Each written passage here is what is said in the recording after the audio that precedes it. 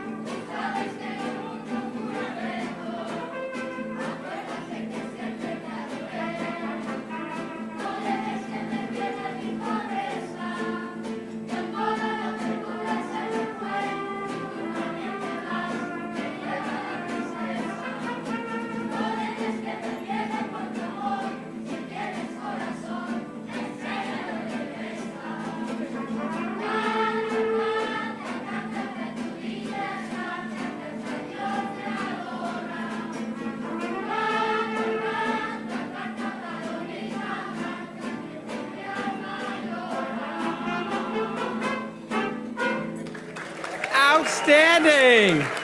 Yes, adorable and talented. Thank you. That was a wonderful way to start the meeting. Thank you all. Yes, as you everyone I think knows, Washington School is one of our signature committees. We've got a 30-plus relationship with them.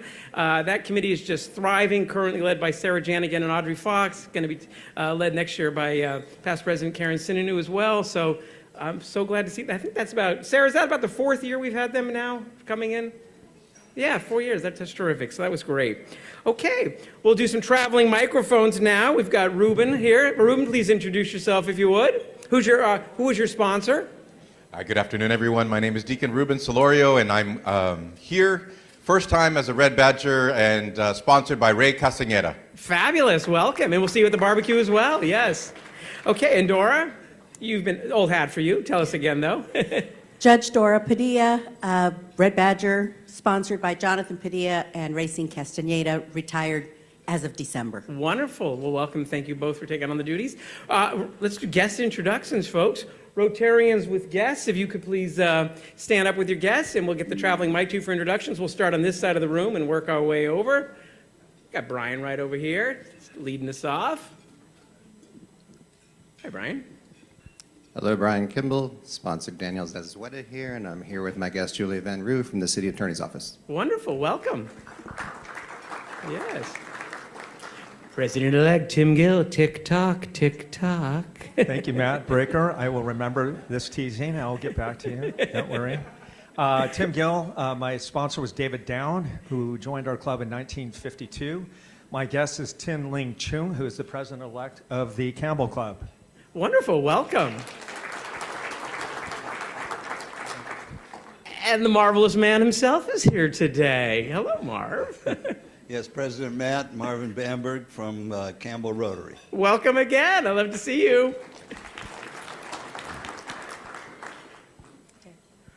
Okay. Terry Chapman, hello. How you doing, President Matt? Doing great. Great to see you. I have two guests today. One is our speaker, Daniel DeSanto, and you'll hear more about him later, and also Sangeeta Seshadri, who is with the Rotary Club of Saratoga, as well as a board member of Rotoplast International. Fabulous. Well, welcome you all. It's a Rotoplast Day, folks, and if you're not feeling great about Rotary, you will at the end of it. This is something that's going to make you feel really proud. Michelle, take it away. President Matt. Hi, Michelle Loxon, Boys and Girls Clubs of Silicon Valley. I'm proud to be part of the ROD squad. My guest today is Jacob Leung. First, he is a caring and engaged citizen and community member, and he is also our controller at Boys and Girls Clubs. Wonderful. Well, welcome. So glad you're here today. Okay, I think that's it. Well, thank you all to Rotarians who brought guests, and welcome to all the guests. Glad you came to check us out. You're going to hear today about something that's a big part of our club and a big part of Rotary International, so it's a great meeting for you to come to. I want to start off with some sad news. Sadly, longtime Rotarian Father Peter passed away this week, so our thoughts and prayers with his family. Longtime Rotarian, frequently at the club. Many people, I think, know him, but sorry to pass along that news. On some brighter news, is past President Heather in the house here? I think I saw her somewhere. Big news. The Tyco Bridge was commemorated this week, and our own past President Heather, who led the way, was commemorated with that. There she is with the plaque for her great work making that happen. And here was another great photo that I saw up on social media. All sorts of people up there celebrating that wonderful accomplishment. A lot of Rotarians up there, which makes us feel great. You know, I did check, but I'm just going to let it go because they were there doing great things. But look at that. We can probably count about 7 or 8 Rotarians out there, community leaders. So thank you, past President Heather, for that great accomplishment, leading the way on that. And for those others that were there to celebrate that. So we had the firesides, folks. For those of you who don't know what firesides are, they're put on every year by the Fun and Friendship Committee, and they're a week that we take out, or maybe sometimes more than a week, where we Rotarians open up their homes or another location, and we invite over Rotarians, maybe 20 or 30 at a time, for purely fellowship, usually. Great opportunity to meet people that you maybe did not know, get to know old and connect with old veteran Rotarians whom you haven't seen in a while. Just checking to make sure you're paying attention, folks. Just checking. Okay, and we've had 3 so far. We've got one more.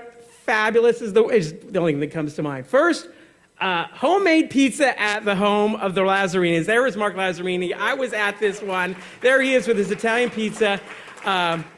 Great turnout, bunch of people there. He made pizzas in his oven. They were delicious, all different types. He made a dessert pizza that had Nutella on, another with caramelized apples. He often auctions this off at the gala. This year, he just did it as a fireside. I'm telling you, if it's auctioned off next year, get your elbows up, because this is worth going to. That was fabulous. Then Audrey and I hosted a Derby-themed party at Audrey's home. I was so pleased everyone got in the swing of things. Derby hats, Derby galore there. It was a lot of fun. That was a great event. Thank you all for those who attended. And we kicked it off at the fabulous home of John and Paula Ball, which was just it was a glorious evening. The weather was perfect. Their home is just amazing. They also have an Italian wood-burning oven, so they had homemade pizzas as well as other Italian fare. It was just a fabulous night there. So, how I get these photos is I'm so glad that this happens. People they send them over, they share the good news about what happened out there. It's great. That's how I got these. I got one that came in that I was a little befuddled by. Now, can anyone explain what's going on here? Past President Karen, what is this all about here? I don't want to be a snitch or We usually offer deals for that, but go ahead. or a rat, Sing, baby, sing. a paid informant maybe. Thank you. That is a photograph of John Ball running away from his own party. It's odd, isn't it? It's a little odd, I've never yes. seen him move so fast. Someone pointed out that he wasn't wearing a pin in his own vest. Okay. Yes. And he ran for that pin. And I think the party was so good. Give him immunity, okay? Give him immunity. Well, there are lots of... that does explain why the first words I heard when I walked in the building were, oh, shit. But setting that aside for now, it was a fabulous party. We're going to show mercy on you just this once. But so, yeah, there you go. It's a day of mercy. All those Rotarians on the bridge and John. So thank you. It was a great party. We've got Pam Foley's coming up as well. So next up for today, it's time for another fabulous new member introduction. And we've got Chief Paul Joseph in the house today. He's working his way up here somewhere. Where is the chief? Here he is. Yes. The chief of police at San Jose Police Department. So pleased he joined the club this year. You see him out and about in the community. He was up on the bridge there for that photo. Got some fun facts here up on the screen. Did not know he was an attorney until I read this. Graduate from Hastings Law School. Other little fun facts about music. Enjoys 80s music. Played the drums. Dad was a TV writer. We'll leave that part about the Dodgers alone. That could be, ooh, yeah. Oh, my God. So let me just, sponsored by former Chief Tony Mata and myself this year. Tony's coming up. As I said when we do these introductions, the full bio, and I encourage you to read it, is in the lobby. It's on the bulletin. It's on the webpage, and it was posted in social media. Please check that out. But in order to do a little connecting here, as we've been doing, we've been playing an either-or game. It's 12:26. I think it's a great time for an afternoon stretch. Let's get on our feet, folks, if we can, get the blood pumping. We're going to ask the chief a series of either-or questions. If you have the same answer as him, please remain standing. If you have a different one, take a seat. But keep listening, because you may have other things in common, and we're going to see from that who's got a few things in common with Paul Joseph here. Okay, so are you ready, Chief? I'm ready. Okay, first question. I know you're all dying to know this one. Sopranos or The Wire? Brutal. That's brutal. I got to go Sopranos. Sopranos, okay. We've got a lot of Sopranos fans. I like what he's saying here, folks. Okay, next one up. 80s rock fans, so let's go with this one. Bon Jovi or Guns N' Roses? Those are both bands for everybody from the 1980s. Bon Jovi or Guns N' Roses? Guns N' Roses. Guns N' Roses, I like it. Okay. Okay, I like that. Okay, now we've got another one here. Night owl or early riser, or to put it in your terms, midnights or day shift? Day shift. Day shift. Okay, so that would be an early riser. You're an early riser. Early riser. Okay. Oh my God, we got some people standing. Let's go one more. A little more vanilla of a question, if you will. When going out for ice cream, do you get the same flavor every time, or shake it up and go for something different? Something different. Something different. Oh my God. Look at this. We're going to go one more, folks. Here we go, because this is good. Let's see. Cook a meal at home or make reservations? Reservations. All right, I like this number. I know we got some folks here. If you're still standing, please go up and introduce yourself to Paul Joseph. Invite him to come sit with you at the table at one of these meetings. He'll be at the barbecue. Absolutely. So come say hello, and let's give our usual traditional warm worldly welcome to Paul Joseph here.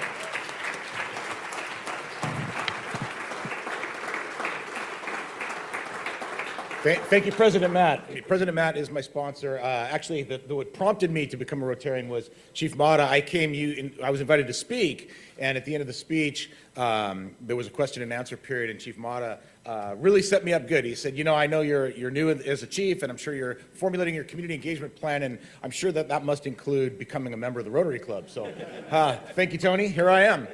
This is a great group. It's, there's a lot of familiar faces which make me feel really welcome here, and a lot of new faces that are also making me feel welcome. So glad to be a member. Thank you, President Matt. Thank you so much. Well, welcome, yes. All right, and thank you, Tony.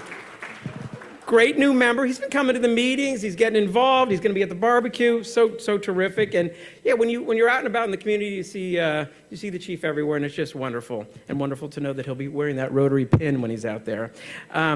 Okay. As I said, we are about Rotoplast today. So we're going to welcome up here Terry Chapman, who's going to talk about a recent Rotoplast trip. When you're smiling, when you're smiling, the whole world will smile with you. You'll learn why that's the perfect song as we go on. Show some love to Terry Chapman, folks.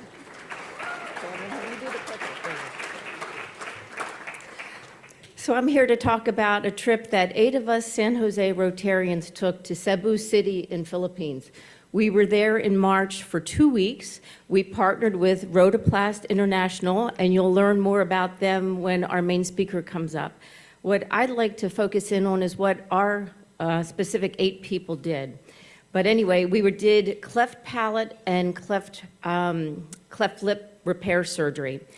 We were able to treat 84 individuals, and most of them were children ranging from, months old, under a year, to maybe about 20 or so. There were a couple of older ones. And we did 97 surgical procedures. We joined a group of surgeons and anesthesiologists and nurses and pediatricians, speech pathologists. So I think all in all, we were almost 30, about 28 or 29 of us. There's so much that I want to share with you, but I only have a few minutes. So what I thought I'd do is we would run this slideshow, and you would get a good view of what we did, because we all know that a picture is worth 1,000 words, and I'm not sure I even have 1,000. So, the children that came, they traveled very long distances. All of them were poor, and none of them paid for the surgery. We were very fortunate that we partnered with a Rotary Club on the ground that provided a lot of other type of support other than what we did, but this was all free. These children are often ostracized. They look different, they sound different, they talk differently, they don't eat the same if you have a hole in the roof of your mouth. I mean, it's a really sad situation. So the fact that we could impact so many lives in 2 weeks was pretty amazing. So the team that went was Stephanie Belansky-Fair, and there she is. And she was our medical records person. She was in charge of keeping the hard copy records as well as the electronic records all up to date. Mike Fulton, who's traveling now in Egypt, he was our ward coordinator. By the way, our ward was on the top of the hospital, and it was an open air area that was covered with a roof, but it was opened on the sides with some columns and things like that. So it was pretty hot and humid up there, and that's where he worked and took care of the patients before and after surgery. Carlos Leet was our PACU assistant. So after the kids came out of surgery, they went to see Carlos, and he would spend some time with them along with a pediatrician who would release them after they were able to drink and were not groggy anymore. Jeff Lawson was our sterilizer. Once the tools that were used for surgery came out, they needed to be sterilized in an autoclave, and he would do that for us and get it ready for the next surgery. And then we had Lucinda Lawson, his wife, who was our recreational therapist. She worked with the children for about the hour prior to surgery and kept them entertained and also kept their parents calm, because this is a really stressful time. Some of these people don't speak English. You're giving them your child for surgery. So you can imagine what that feels like. So Lucinda was great in that role. Irene Smith was our patient transporter. She brought the patients down from the ward to the surgery area and then back up again after surgery. Kathleen Thomas was our photojournalist, and she was everywhere at one time because she captured photos of everything. And then she would write a daily blog, and you can find that blog on the Rhodoplast International website. And I was the quartermaster. I was in charge of all of our supplies. We traveled with 36 boxes of supplies and equipment. I would really like to thank all of you because you made this possible. Our club sponsored this mission, and it was $93,000, which is not a small amount.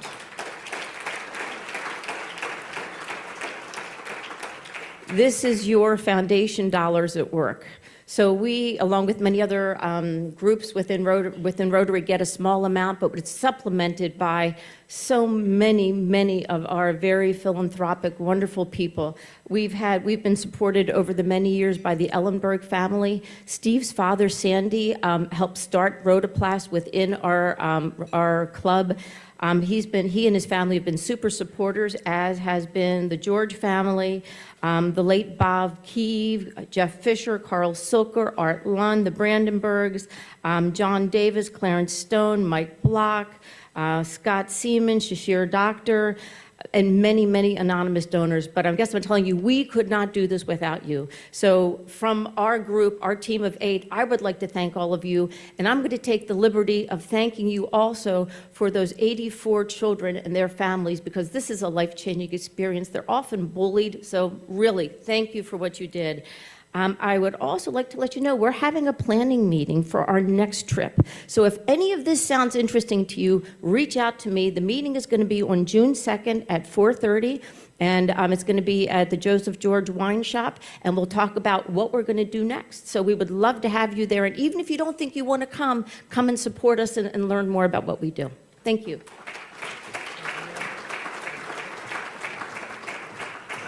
Just fabulous. And yes, Rhodoplast is one of those things, as I said before, that I just think you swell with pride when you learn that the club you're a part of and this organization we're a part of is changing lives in such a meaningful way. And Terry, how many of these have you been on? I'm getting ready to live on my 5th one on Saturday. Amazing. So yes. And they're addictive, I hate to tell you. Well, Terry, you are just an absolutely fabulous Rotarian. You're taking the lead on this, and before this you headed up the PAWS committee, you've headed up the Red Badge Committee, you're going to be on the foundation board, you're doing great work and helping to bring a Rotary mural to life. So you just represent our club so well. I've got a challenge point for you. Thank you for being so fabulous today. Absolutely. Show some love to Terry. Okay.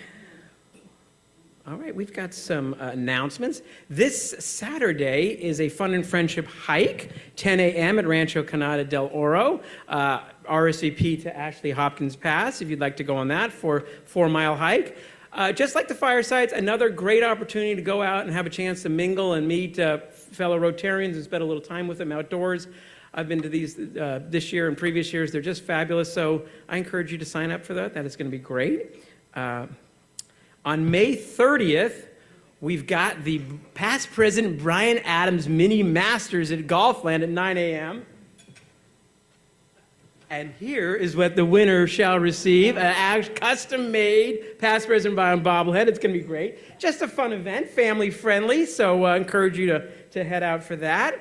While we're at the announcements, The golf group is getting after it again, which is great to see. Nicholas Adams has led that up, doing a great job. So we've got some dates here coming up. May 26th will be the next one. If you're a golfer, all abilities are welcome.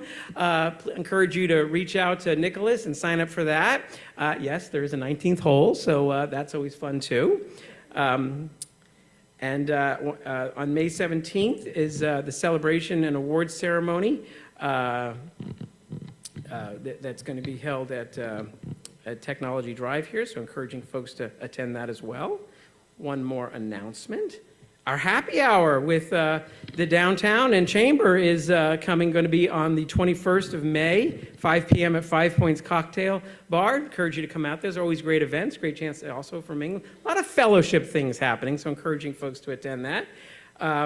Next week, we have the Rotary Barbecue. It's weather prediction. I just checked it. It's supposed to be in the mid-80s. Going to be a great day. At least that's what they're saying. We've got a big crowd sign up. If you haven't signed up yet, discounts end this Friday, so I encourage you to do so. We got live music. Paula Ball is going to lead us in some line dancing again. The usual treats. The Sharkmobile will be there. And the week after that, Matt Morellis is going to be talking from the Registrar of Voters Office. That should be a very interesting talk. But while we're talking about this barbecue, if you recall, in the fall, we had a pie contest, which Terry Chapman took home with a peach pie. Peach pie was delicious, very good. This time we're having a cake contest. We will not tell you who's entering, but I'm told there's a certain past president who claims that their orange cake is life-changing. We've got a red velvet, we've got a cheesecake, we've got a good old-fashioned double chocolate. So that's going to be fun for you to all enjoy. We need some judges, folks. So I was going to auction off the judges, but I'm going to do something a little different. Here's what we're going to do. Last time we auctioned, I think, one for $200 or something. First 3 people to raise their hand and pay $100 that goes to the foundation. So it's going right back into our community. Well, I'm not ready yet. I'm not looking.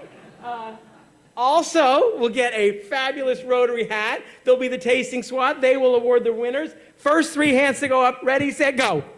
Okay. I see Irene. I see Bonnie. And I see President-elect Tim. There we go. Excellent. Let's hear it. Very good. Okay. Details on that stick around afterwards. And now it is time for the main event of today's Rotoplas celebration. We'll invite back up Terry to do a brief introduction.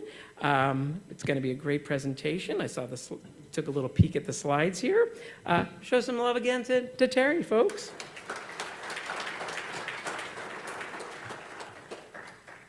Our speaker today is Daniel DeSanto.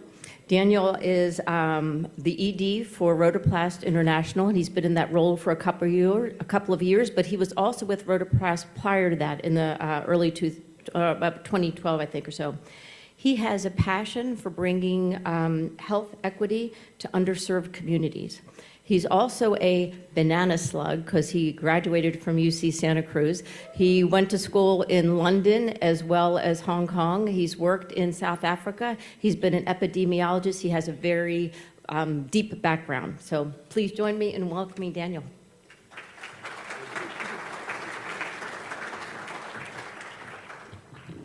Well, President Matt has some energy. I'm guessing you guys do too. How many of you have heard of Rotoplas? All these hands should be up, I mean, if you're listening to Terry. So I'm here to talk to you about the beautiful tradition of care that was born through Rotary. I'm at the Rotary Club of San Jose, right? Okay, good. One of the things that your club does very well is community engagement, creating community within your community, and then also doing things for other people, right? They're the basic tenements of what Rotary is. And guess what? You're not alone. It's quite beautiful that you're not alone. There are Rotarians all over the world that are doing equally fantastic projects as you. Maybe not as good. You guys are doing a really good job.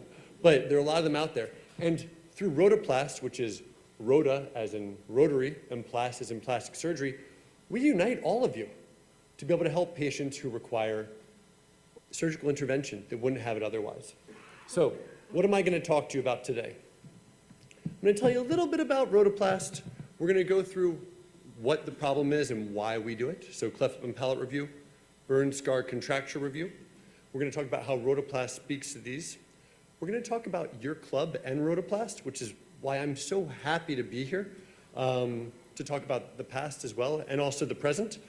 The present is going to be going over Cebu one more time, and then also continuing the tradition of saving lives. So without further ado, here we go.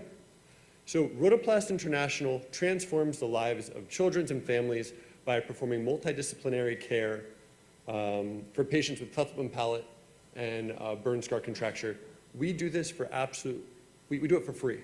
Everyone that comes with us is a volunteer. We also train local clinicians while we're doing this. We bring everyone together and we have fun helping out. As I said, Rotoplast is rotary and plastic surgery. We started in 1993 at the Rotary Club of San Francisco No. 2, which I'm a member of. If I was in San Jose, you know I'd be a member of this club. And it started, and since then we've held over, this is actually a little old, 270 surgery programs and over 22,000 surgical patients. And these aren't patients these are people who actually get surgery, not people who come and they receive a free checkup and see doctors where they've never seen doctors before. We're doing a lot more than just providing surgery. We're giving the checkups and providing access to people who would not have otherwise. So, what's a cleft lip? What's a cleft palate? So a cleft is an opening in the lip or the roof of the mouth that usually comes together in the last stages of pregnancy. And these are examples. So there's bilateral, unilateral. And if you go ahead and take your tongue and you rub it from the back of your throat all the way forward, say thank you, because a lot of people are born with a gap there.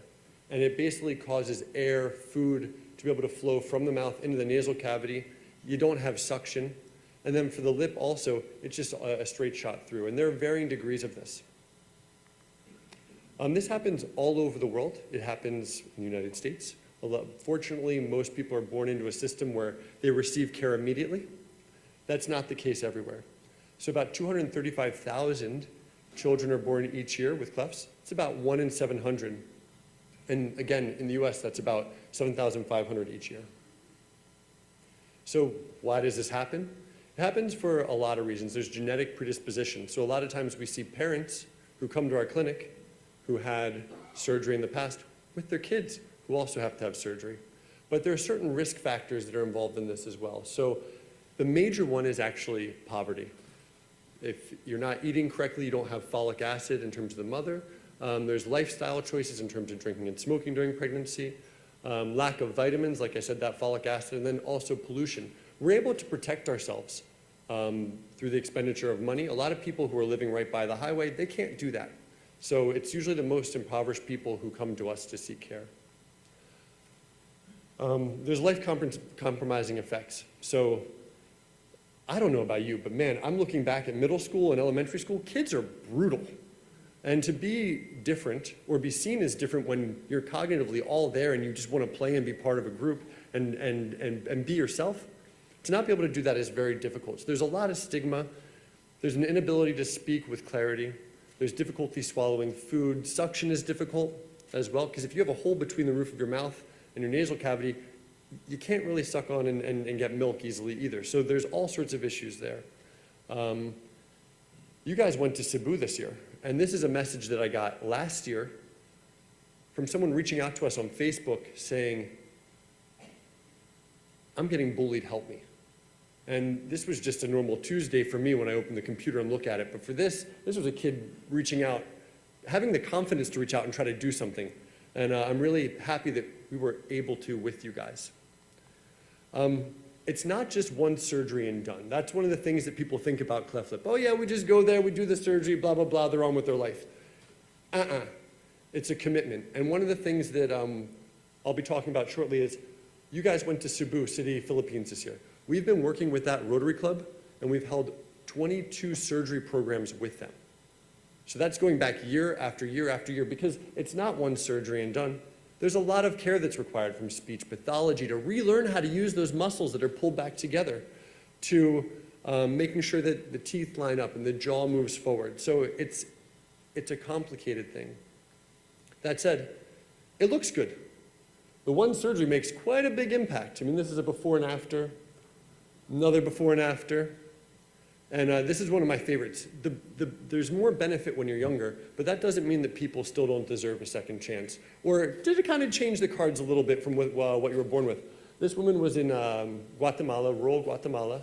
I happened to be there, and she told me that she had an interpreter, or her sister was there. She spoke Quiche from the more indigenous community, and she told me that she had 3 kids but had never been kissed. So after surgery, she came out looking like this. We put a mirror in front of her. She saw herself. She popped up off that gurney and started running around kissing people. And we had to tell her, yo, slow down. It's still a fresh wound. You calm down. You know, there's tomorrow. You can do that tomorrow. So the other thing that we do is burn scar contracture surgery. So this is when someone is burnt and they have a burn scar that thickens and it prevents movement, right? So anyone can be burnt, right? Only so many people can be born with a congenital anomaly. 8 million people each year sustain major burns. Of that, about, well, let's say 4 million, especially in under-resourced areas, they end up getting frozen. They get frozen by their scars. The scars don't grow, and they do. So it's a really big problem. It, again, is affecting people who are marginalized, who don't have that much money. They can't get the treatment immediately, therefore they get stuck. Usually it's open flame cooking, so people that don't have stoves, scalds from hot liquids, electrical burns, and then also acid attacks, which is more common in some communities than others. It's usually children and women who are affected as well, and again, poverty is a risk factor for this. So again, life-compromising effects. There's limited mobility, functional impairment, skin fragility, so basically next to where the scar is, the skin cracks. So imagine, yeah, actually don't even imagine, it's not a nice feeling to think about. And then also psychosocial and stigma for this as well. A lot of people hide themselves. So again, multidisciplinary treatment is necessary. This is a woman who we saw last year in Bangalore. We're going to Bangalore this weekend. Terry's going as well. And usually you require quite a few surgeries. So they were able to open up her arm by kind of doing a bunch of Z-plasties, expanding it and reconstructing and putting it back together. And there's also physical therapy and occupational therapy. And unfortunately, this video doesn't work, right? But you can see that her arm was completely frozen. And this is after the surgery, about 3 weeks, where it's starting to heal, and she's opening it, she's moving her hand, she's reaching for the sky, she's able to hold a fork. So it's like she gets to a reintroduction to herself, you know, which is quite beautiful. So we'll be seeing her this weekend pretty much, which is quite lovely. So again, the photos, right? These photos are a little bit more delayed because it takes some time for the wounds to heal. But you can see this kid was not able to shut his mouth. This is the same kid. They took a graft from his leg, moved it to his neck, and then we went back and we operated on his arm, so he has full mobility. This is a woman named Sharu, and she's fantastic. She came to us, and now we've done everything that we can do to help her out, and she comes back every year for the clinic just to hang out and say hi. And she brought her grandson this time, which is quite lovely. So these are real people who are going through their lives with these issues. They have nowhere else to turn, and through Rotary and the partnership with Rotoplast, we're able to do something. So how do we do it? I kind of described the problem. How do we do it? So again, we send all volunteer teams, 2-week surgical programs, and we provide the same quality of care that you would receive here. We also have a global scholars program. So we formalized our education. COVID taught us, and we should have known before, Rotary does an amazing job about sustainability and your global grants. I mean, when you go through the global grant application, there's so much work you have to do to make sure that what you're doing actually aligns with local need. And we are working really hard to stay at that level and hopefully even above it, because we're inviting local residents into the operating room. Our whole idea is not only to provide the patients with free care, but let's make some plastic surgeons. I mean, that's a pretty hard thing to do, but we should try it. It's a good endeavor, so that's what we're working on. Just to give a little bit more information about how our program works, It's a 2-week surgery program, and we're pretty much a big old rotary sandwich. So some of the volunteers that were on the trip to Cebu, they're wearing shirts that have Rotoplast logo on one side and the Rotary Club of Cebu Port Center on the other.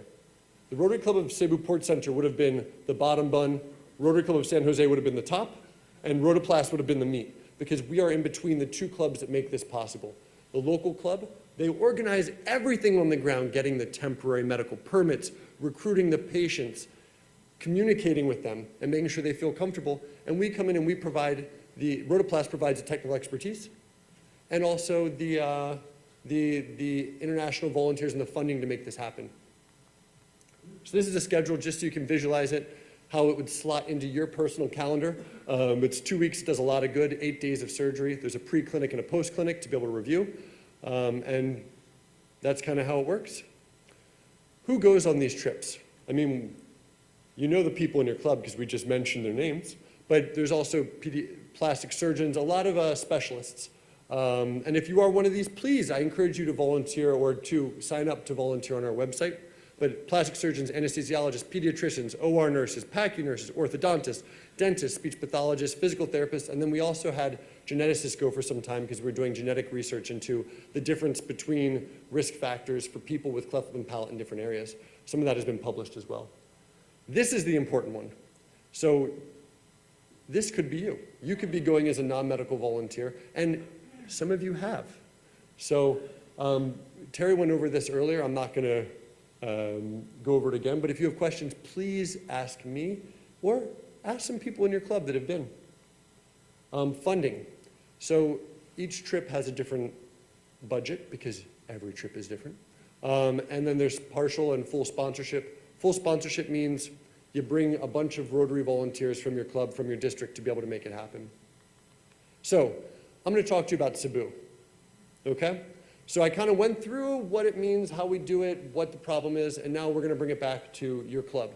So as I said, Rotary Sandwich, you've got San Jose on the top, Unite for Good in the middle, which I love that catchphrase. It's probably the best one I've seen so far. And then your club as well.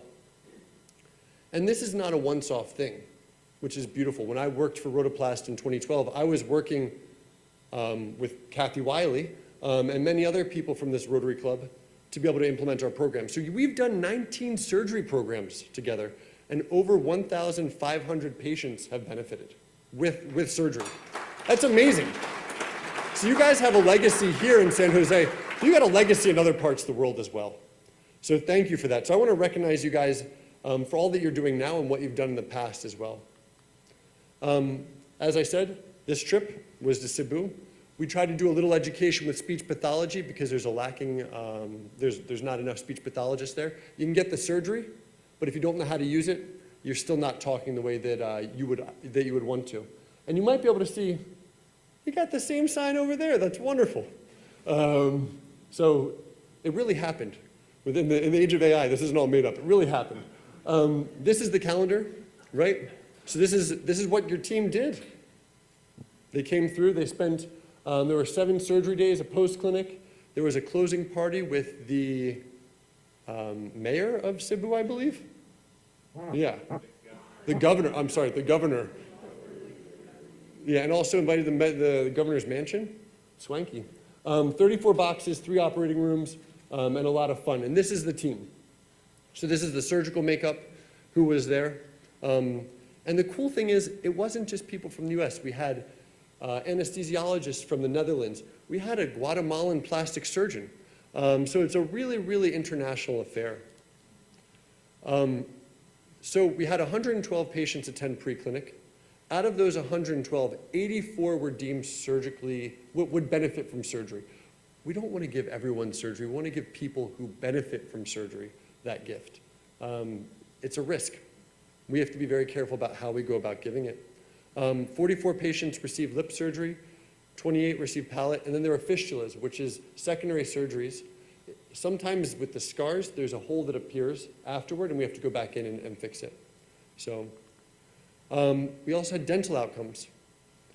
There was a dentist there because it's a multidisciplinary care. So 130 patients received an initial dental exam. And 18 people had teeth extracted, 38 teeth were pulled. And then speech pathology. We brought a PhD speech pathologist, 2 MSc students from a university in Arizona.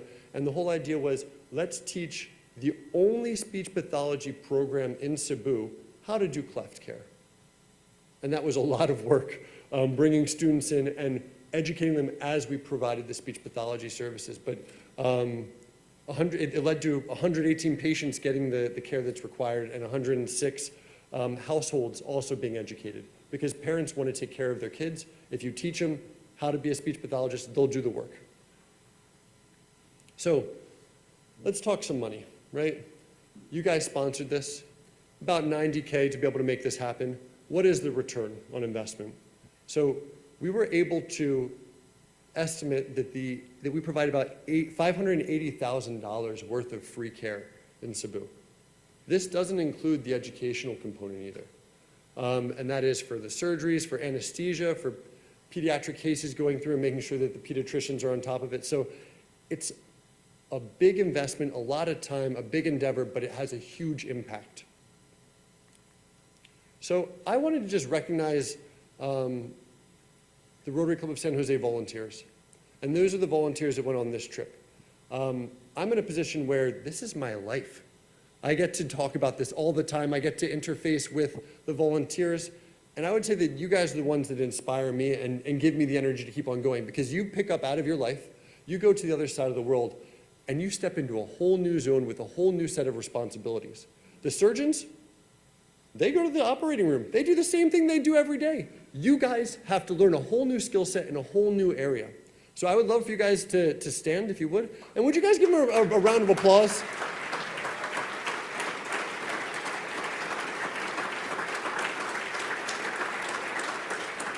Rotoplast is volunteer-based. Without our volunteers, we're nothing. We're volunteer-based. Without our volunteers, we're nothing. And I want to recognize some more volunteers. These are the Rotoplast alumni and supporters from your club.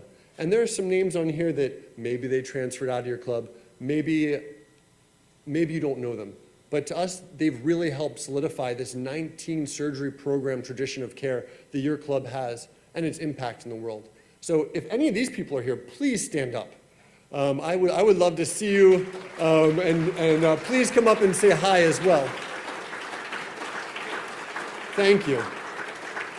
Just so you know, the names that are in bold are people who have gone on 5 or more trips or are a mission director. I'd also like to point out that Jaime Chavez right now is our treasurer. So Jaime, thank you. You're technically my boss. So what's next, right? So like I said, we're going to Bangalore this weekend. We have had a relatively full schedule in 2026. After that, it's Kampala, Uganda, New Delhi, Medellin, and then Nagamangala. And I put the sponsorship on you here too, so you can kind of see. 27 is moving.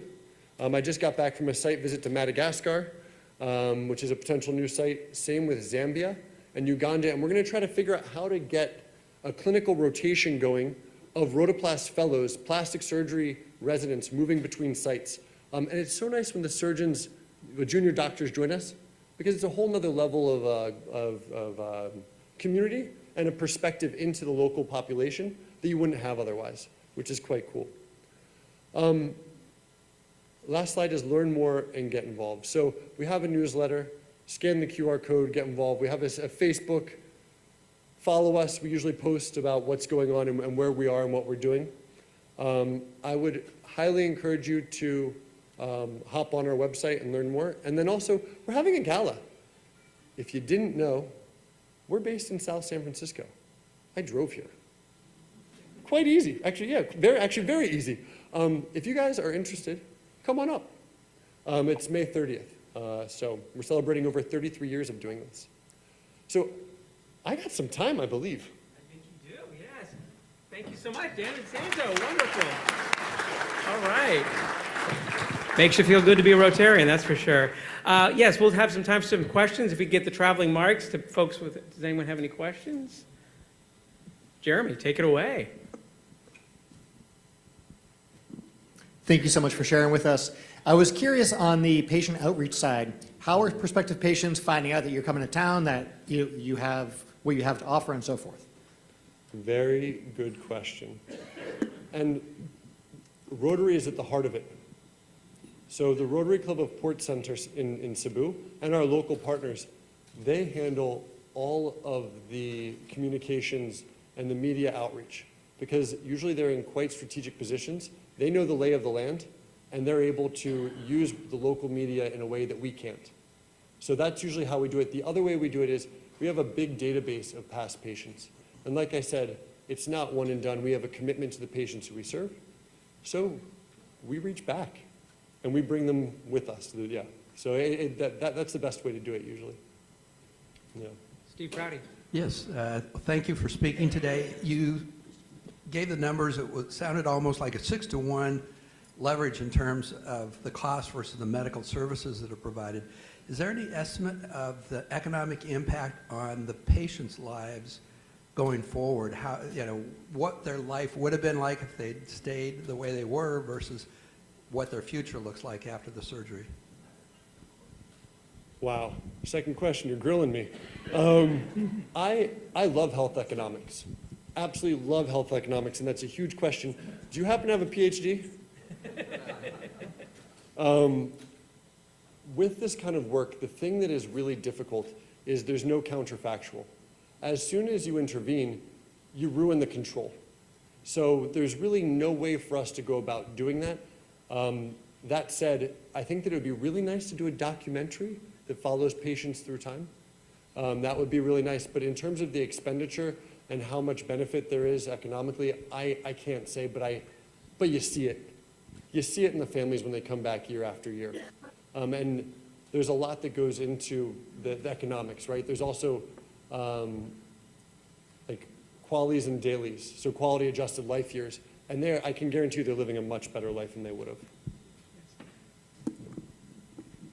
Hi, I'm originally from Malaysia, and I wonder, thank you for sharing this amazing endeavors, and I wonder, have you been to Malaysia? Have you done, as an organization, have you done surgeries in Malaysia? Thank you. Thank you very much. So we have been to 25 different countries since 1993, and Malaysia is not one of them. It's not one of them. But the way that we work is by invitation. So Rotarians, surgeons, doctors, ministries of health, they reach out to us and we make a plan that is aligned with what the local need is. So if you know anybody, we can make that happen. Good afternoon. Thank you very much for joining us today and for your comments. Appreciate the work you do. You mentioned research. And could you elaborate on some of that research, what some of the findings have been, and then what that data then goes to inform? Is it informing,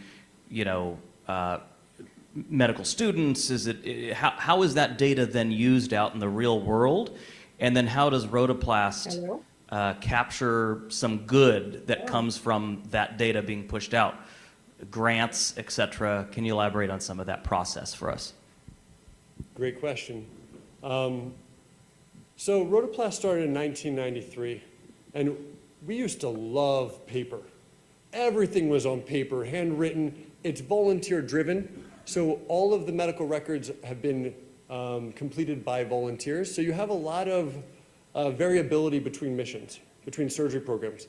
One of the projects that we're doing right now is we were in Chittagong, Bangladesh, and I met a Rotarian and I told him, look, I want to digitize all this and pull all the important fields out of these 20 years of medical records that are paper from Cebu, because we have to understand our program better.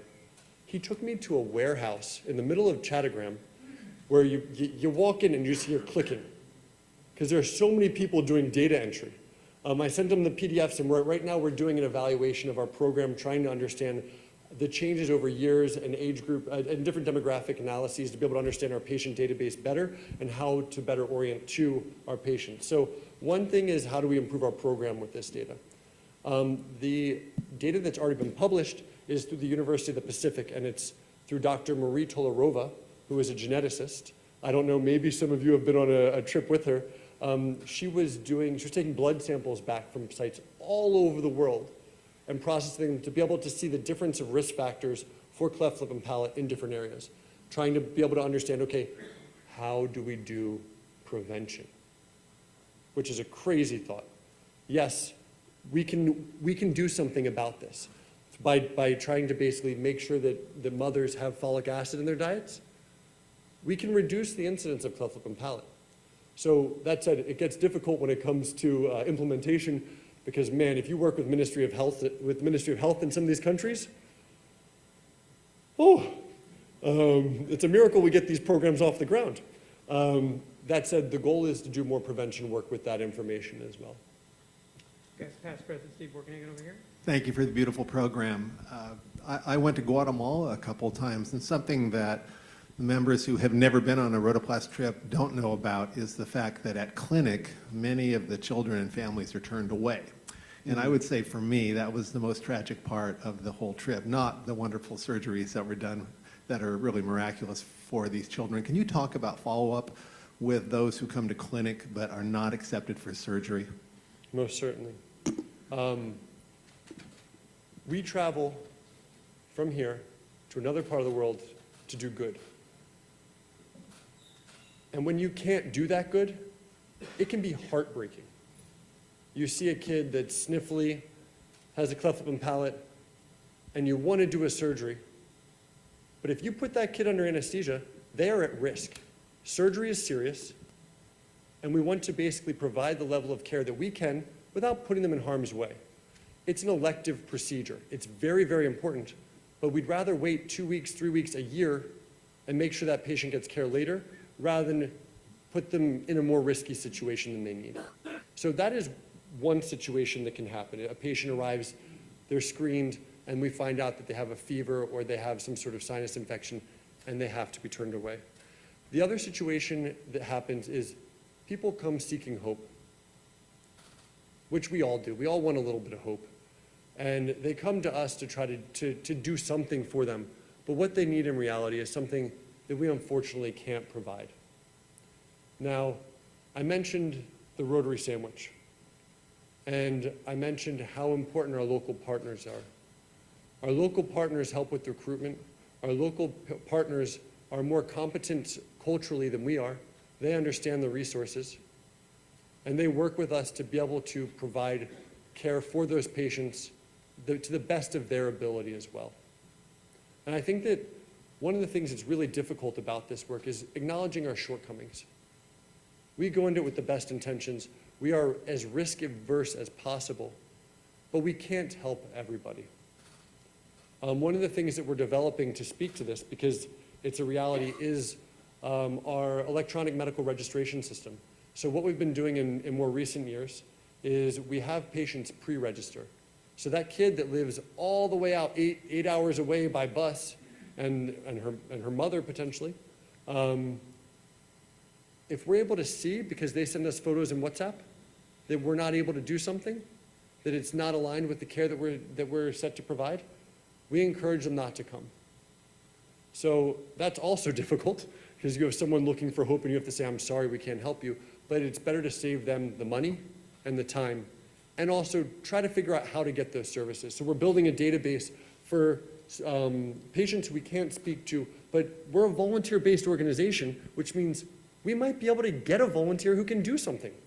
So unless we measure, unless we record, we can't do anything. So we're taking steps to speak these patients better. One last question, Bonnie, right here. Thank you, Daniel, so much. Yes, I've been a Rotoplast volunteer, and I just want to encourage everyone here to try it. It's a life-changing experience, but more than that, for most of us who sit behind a computer or do something every day, it's a physical exertion experience. Yeah. I was quartermaster at the last minute for our trip, and besides managing the boxes, I managed a happy hour for the doctors, which was a lot of fun, going out to find items that either we had run out of or we didn't have in a culture where I didn't speak the language. And if you think when someone tells me I need 3-ounce sterile bottles for the medicine they will take home, 3-ounce sterile bottles. I couldn't even find those in San Jose, but we did find them. But and my job, if I had to really describe it for anyone wanting to go on one of these wonderful missions, I was a director of hugging and blowing bubbles. And I will tell you that magic works in any culture with any age people. But I wanted to ask you, Daniel, about the actual financing of trips. Because as I heard you talking about the upcoming trips, these are all like half a world away. And I know that there are Rotarians all around the world, and a lot of the Rotarians are in similar economic positions to what we are here in San Jose. And I'm just wondering if the resources, when they extend from California to, say, Bangladesh, if there aren't Rotary clubs closer to Bangladesh who could do these things, and Rotary clubs in the Western Hemisphere maybe work with Western Hemisphere countries, where, as I learned, this is considered cosmetic surgery and not included under the health plans. If you can answer it in 60 seconds, which I hope you can. Is that possible? It's going to take 15 seconds of thought. So very good question. I think that a lot of times in these, in the locations where we work, sometimes there aren't local surgeons who are able to do these operations, and that was most certainly the case in the beginning. I would love to be able to do more locally here, but I don't know if you know any doctors and you know about the liability of doing free care. They run. They want nothing to do with that. They don't want to volunteer to be able to do this because there's a liability issue for, yeah, so that's the whole thing. We've thought about it, but I think that the world changes, and the world's changed a lot since 1993. And our organization has made changes and strives to better align with that, from technology to more local plastic surgeons being available in these countries. So I think it's a really ongoing question that we have to ask ourselves, that you asked us, that we grapple with every day. So I thank you for raising that. Yeah. Daniel DeSanto, wonderful talk. Thank you. Let's get a photo right here.